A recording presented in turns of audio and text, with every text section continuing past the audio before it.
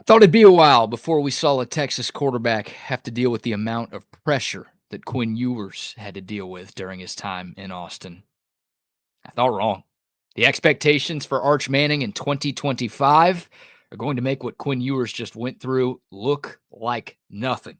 Can Arch handle the heat? We'll discuss on today's edition of the BK Show. What's up, guys and gals? Welcome in to another edition of the BK Show. I'm your host, BK Brad Kellner. Please like this video. Please subscribe to the channel if you haven't done so already. Just hit the 900 sub mark. Only 2 weeks into this new channel. Help us get to 1,000. Can't thank y'all enough for the early love and support. This has been a ton of fun, and this is your one-stop shop for all things Texas Longhorns content on YouTube. Quinn Ewers was under a ton of pressure during his time at Texas. And really, that goes back to before he even got to Texas. Everybody remembers Quinn as the guy who skipped his senior year of high school at South Lake Carroll to enroll early at Ohio State and take that $1 million NIL deal with the Buckeyes. A lot of pressure comes along with being the guy who did that. Then Quinn transfers to Texas. He was the highest rated recruit the Longhorns had brought in since Vince Young. Y'all heard of that guy? Yeah. Quinn Ewers, the deputy of Fansville. A lot of pressure comes along with that job. Also, the guy in all the law firm commercials around Austin. A lot of pressure comes with that as well. Look, Quinn going into this past season, one of the favorites to win the 2024 Heisman Trophy. He was a guy who had a chance to be a top 5 or top 10 pick in the 2025 NFL Draft. Obviously, the Longhorns quarterback leading Texas into its first season in the SEC. I mean, there's pressure that goes with anybody who plays quarterback for the University of Texas, but all of that stuff added to the pressure that Quinn had to deal with. The bar was incredibly high. The expectations were incredibly high. And I thought Quinn, for the most part, handled things really, really well. By the way, on top of all of that we just mentioned, Quinn Ewers was also the guy preventing the next generation of the first family of football from getting to play. So Quinn went through a lot, and he heard it from Texas fans aplenty during his 3 years in Austin. Everything Quinn went through might pale in comparison to what Arch Manning is about to deal with. Now, we could really start and end this video by saying Arch's last name is Manning, and he's next in line in the Manning family. You know, Archie Manning, College Football Hall of Famer, Peyton and Eli Manning, the uncles, both Pro Football Hall of Famers, or at least Eli's about to be. Peyton's already in there. Peyton's also a College Football Hall of Famer. You've got Cooper Manning as well, you know, one of the best employees at AJ Capital Partners of all time. I had to look at Wikipedia to find out he worked there. I had no idea, but I assume he's doing a pretty good job there. So we'll get to that a little bit more a little bit later. But before we talk about that, let's talk about this. 2025 Heisman odds. This came out yesterday following the national championship game. These are according to betonline.ag. The Vegas favorite to win the most prestigious individual trophy in the sport, none other than Arch Manning at plus 600. He's ahead of Garrett Nussmeier at LSU, who was the starter for the Bayou Bengals this year. He's ahead of Cade Klubnik at Clemson, was the starter for Clemson the last 2 years. Ahead of Jeremiah Smith, one of the heroes of Ohio State's national championship run, guy who's obviously been a starter in college football before at a different position. Arch Manning is ahead of Drew Aller. Arch Manning is ahead of everybody. That's how it works when you're the favorite. So a bunch of guys who've already proven themselves at this level don't have the same Heisman odds that Arch Manning has, despite the fact that Arch Manning has only started 2 games in his collegiate career. That's incredible. Has that ever happened before, where a guy going into his first year as a starting quarterback has the best odds to win the Heisman Trophy? There have been first-year players who have won the Heisman. Johnny Football was one of those guys. Cam Newton at Auburn, one of those guys. Jameis Winston, one of those guys. So it's possible. I'm not sitting here telling you Arch Manning can't win it or anything like that. I hope he does. Can you tell by the hat? Yeah, I really hope he does.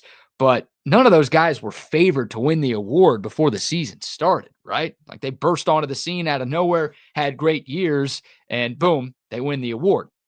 None of those dudes were expected to do it the way Arch Manning is expected to do it, at least as things stand, recording this video on January 21st. What about the national championship odds for next season? These are according to ESPN bets sure a lot of you guys have already seen this, but I'll say it anyways. The favorite to win the 2025 College Football National Championship at this moment, your Texas Longhorns at plus 450. Ahead of Ohio State, the team that just won it all, ahead of Georgia, team that's won 2 titles in the last 5 years, ahead of Oregon, ahead of Penn State, Clemson, Notre Dame, everyone. Texas, according to ESPN Bet, your favorites to win it all.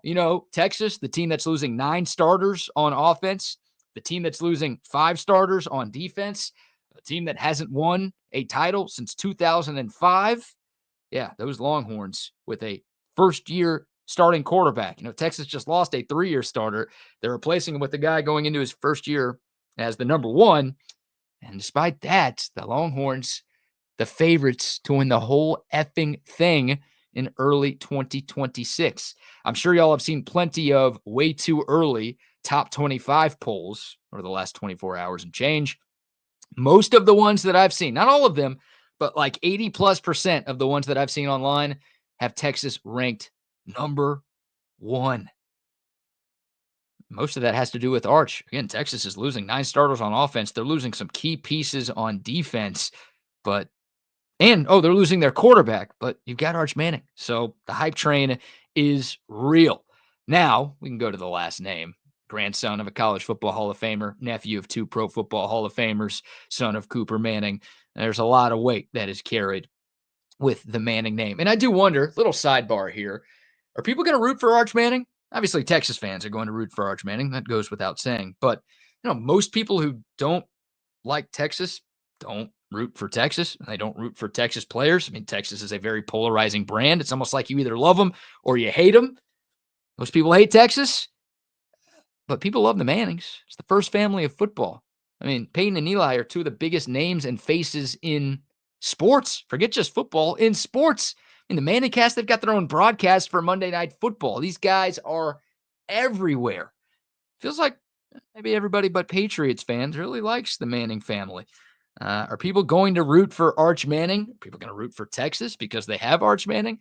I do wonder. Random aside there. But yeah, a lot of extra pressure. And look, Arch has had to deal with that. It's not like his last name just changed to Manning once he got to Texas.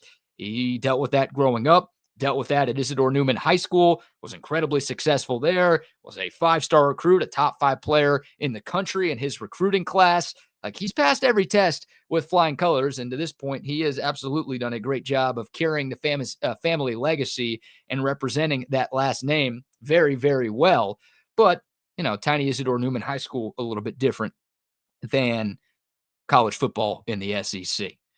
What about this? How about On3 NIL valuations? I don't know how they come up with this stuff, but seems pretty self-explanatory. It's how they value college athletes, how much money they are worth in the name, image, and likeness space.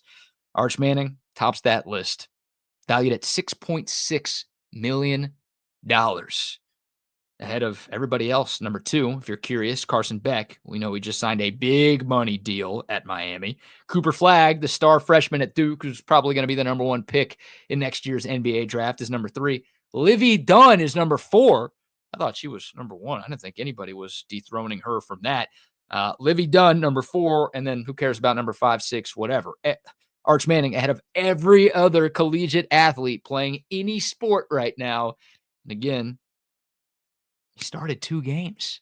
That's crazy. Now, Arch Manning hasn't taken NIL money. At least that's my knowledge. There's always been the reports that he's waiting until he's the starting quarterback before he takes any sort of NIL deal, and we haven't really seen Arch in any commercials. I mean, that guy could get any brand he wants. Hell, if he wants to sponsor the BK show or Texas Sports Unfiltered, then I'd love to have you, Arch. I don't think we have the money to make that one happen, but the offer is extended. It's an open invite, my friend. The one sort of NIL thing that we know about with Arch Manning was the trading card deal he had with Panini. Sold that like one-off autographed card, and it went for more than $102,000. It was the highest single card that Panini had ever sold. And credit to Arch Manning, he didn't pocket any of that money. All of it went to a local Austin charity. So, the kid was raised incredibly well. That's a very classy move by him. Obviously, he could have pocketed. I don't know if he could have taken home all 102K, but, he could have gotten some of that. It's his name on the card, and instead it was all for charity. But that was like 2 years ago. We hadn't even seen Arch play in 2024 when that card went for six figures. So if he did one of those right now, what would it go for? I mean, the NIL money for Arch Manning is going to be insane if he wants it to be insane. I don't think he or his family is really hurting for cash right now, but that goes back to the pressure conversation. Like, people see that. People can Google on three NIL valuations and see that. People can Google Heisman odds and see that Arch is the favorite. They could Google 2025 national championship odds and see that Texas is the favorite. Can Arch handle all of that? I think he's got a great shot too. I really do. Once again, he's passed every test with flying colors to this point. I loved what I saw from him. He technically appeared in 10 games in 2024, but a lot of those games were just a couple of snaps here and there and mainly runs, not a whole lot of, playing the actual quarterback position. But you go to the 2.5 real games that Arch played in, coming in relief of Quinn Ewers against UTSA, and then the two starts against ULM and Mississippi State to open up SEC play. Arch Manning did a really good job. Only thrown 95 passes in his college career. He's 63 of 95, but 9 touchdowns to 2 picks. We all saw that long touchdown scamper he had against UTSA where he reached 20-plus miles an hour on the ground. I mean, people are excited. It's not just Texas fans drinking the burnt orange Kool-Aid. Texas fans don't get to make these lines, y'all. And the casinos in Vegas, they don't like giving away money. Those lights stay on for a reason. So it's not just folks here in Longhorn Nation drinking that burnt orange Kool-Aid or the Arch Manning Kool-Aid. Sounds a little weird. It's folks all over the country and all over the world buying in to the Arch Manning hype. He's got a tough job. Look, Texas has made it to the Final Four 2 years in a row. The expectation is Arch can be the guy to lead the Longhorns over that semifinal hump and bring Texas its first national championship in 2 decades. I hope he does it, man. It'd be a hell of a lot of fun. But saw some great arm talent from Arch, saw the mobile ability. There's the dual threat ability and a mobile Manning. The world has never seen anything like that. It could be next level. If Arch is the guy that we hope he is and the guy that people are expecting him to be, then Texas is going to be just fine. I think the Longhorns have a chance to open up as preseason number 1 next year. If they're not number 1, 2, maybe 3. I'll be honest, I don't think Texas starts the 2025 season ranked below 3 in the preseason AP poll. So again, expectations through the roof. The bar incredibly high, and with that stuff comes pressure. Can Arch Manning handle the heat? I want to hear from y'all. Comment below with your thoughts. Does this pressure scare you at all? Is it too much for Arch? What do you think? Comment below with your thoughts. All right, guys and gals, that's going to do it for today's video. Really appreciate y'all tuning in. Again, over 900 subs, just over 2 weeks of the BK show. From the bottom of my heart, thank y'all very, very much. If you haven't subscribed to the channel, please do so. Please give this one a thumbs up so we can continue to grow this thing. We're going to grow it together, talking all things Texas Longhorn sports every day right here on the BK Show. And remember, when you watch the BK Show, you rule. I'll see y'all tomorrow. Hook 'em.